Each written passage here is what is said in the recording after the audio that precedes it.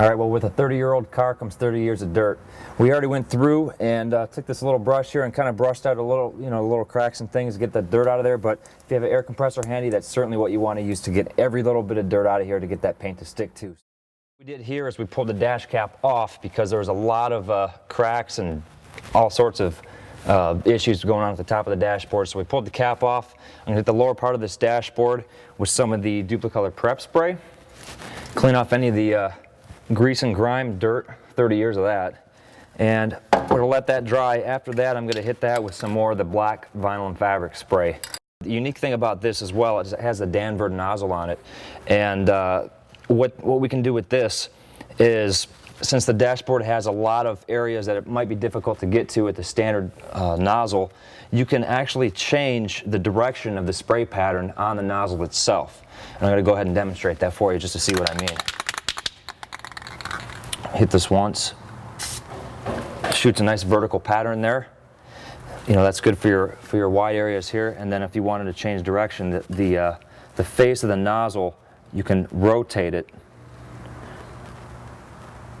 right there and hit it again, and then it shoots horizontal pattern, just to get in any little area that you cannot get into with the standard nozzle. That's the unique thing about the Danvers nozzle, and also it's very easy on your finger. Your finger's not going to get tired when you're spraying it.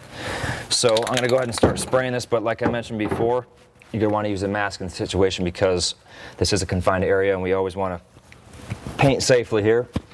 And just like with any paint job, you're going to want to just go ahead and just hit a nice light coat.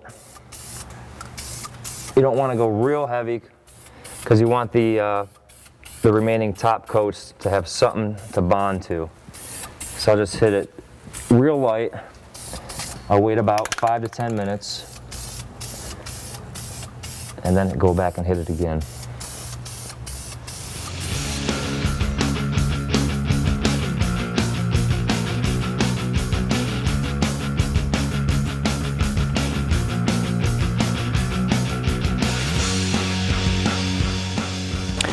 Okay, well, we got the door panel off. We've cleaned it up with the prep spray, and we've already hit it with some adhesion promoter. Now, typically, when you use vinyl and fabric, after you clean it, that's really all you need because there is adhesion promoter built into the paint.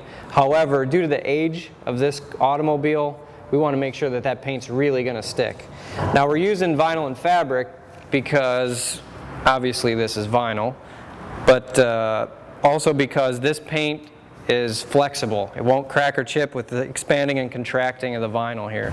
And also it's UV resistant, so it's not going to fade in the sun.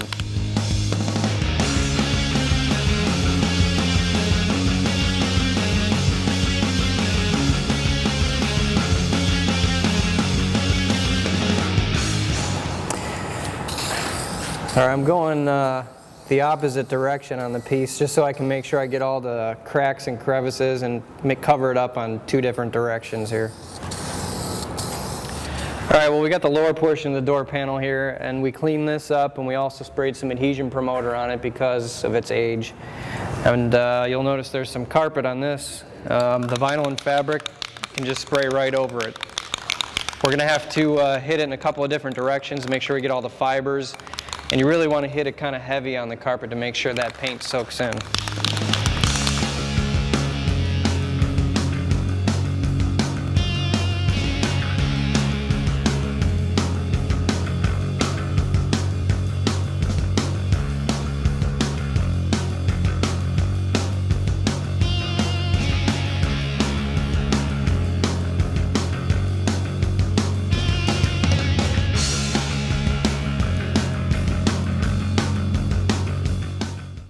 Okay, well, we got our last piece of the puzzle for the interior here. These are we have 2 seats that Jessie brought from her garage, and they look like they've been sitting there for a while. Oh yeah. Now, before we breathe some new life into this seat, we got to make sure that we prep it and get it ready to go for paint. And with any fabric, really any project, you want to make sure that everything is nice and clean before you're painting it. For this particular project, we're going to need to vacuum it, steam clean it, fabric cleaner, whatever you need to do to get the dirt and grime out. After everything is clean and dry for, thoroughly, I'm talking maybe 24 hours, especially if you use all the water and solvents on here. You're going to want to use the vinyl and fabric. Vinyl and fabric, perfect application for this. We'll show you exactly how well it works.